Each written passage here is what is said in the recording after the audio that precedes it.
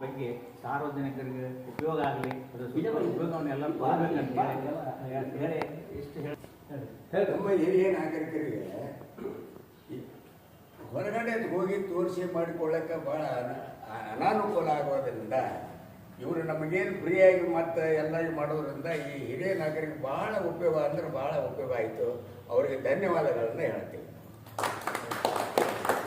ನೀವು ಹಿರಿಯ ನಾಗರಿಕರು ಅಷ್ಟೇ ಎಲ್ಲರಿಗೂ ಉಪಯೋಗ ಐತೆ, ಎಲ್ಲರಿಗೂ ಉಪಯೋಗ ಐತೆ. ಯಾಕಂದ್ರೆ ನಾವು ಬಸ್ ಆರು ಬಸ್ ಹೋಗ್ತೀವಿ ಇಲ್ಲಿ ಹುಬ್ಬಳ್ಳಿಯಾಗ ಇತ್ತು ನೋಡಿ.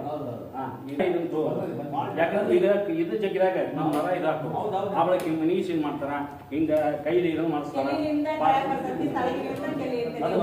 ಇವತ್ತಿನ ದಿವಸಗಳಲ್ಲಿ ನಮ್ಗೆ ಪರ್ಯಾಯ ಚಿಕಿತ್ಸಾ ವಿಧಾನದ ಬಗ್ಗೆ ಸ್ವಲ್ಪ ಗೊತ್ತಿರಬೇಕು. ಪ್ರಾಬ್ಲಮ್ ಬಂದಾಗ ಆಸ್ಪತ್ರೆಗೆ ಹೋಗೋದು ಒಂದೇ ಇರುತ್ತೆ. ಹೆಚ್ಚಿನವರಿಗೆ ಬ್ಲಡ್ ಸರ್ಕ್ಯುಲೇಷನ್ ಬಗ್ಗೆ ಮಹತ್ವ ಗೊತ್ತಿರೋದಿಲ್ಲ, ವಾಕ್ ಮಾಡ್ಬೇಕು ಅಂತ ಗೊತ್ತಿರೋದಿಲ್ಲ. ಅದಕ್ಕೋಸ್ಕರ ನೀವು ಬರೋದ್ರ ಜೊತೆಗೆ ನೀವೇನ್ ಮಾಡಿ ಅಂತಂದ್ರೆ ನಿಮ್ಮ ಅಕ್ಕಪಕ್ಕದ ನಿಮ್ಮ ರಿಲೇಟಿವ್ಸ್ ನವರು ಯಾರಿದ್ದಾರೆ ಫೋನ್ ಮಾಡಿ ಹೇಳಿ.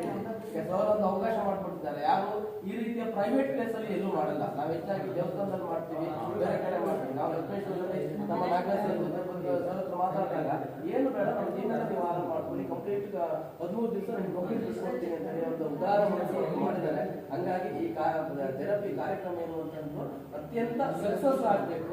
ಶಿರಾಟಿಲಿ ಸ್ಟಾರ್ಟ್ ಆಗ್ತಾ ಇದೆ. ಶಿರಾಟಿಲಿ ಒಂದು ದಿವಸಕ್ಕೆ 200-250 ಜನ ಮಾಡ್ತಿದ್ದಾರೆ.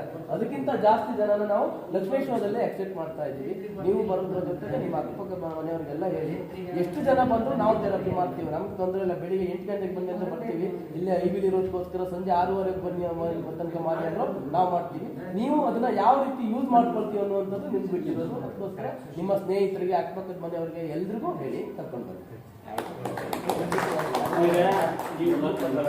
ನಮ್ಮದಾಗ ಏನು ಮೆಂಬರ್ಶಿಪ್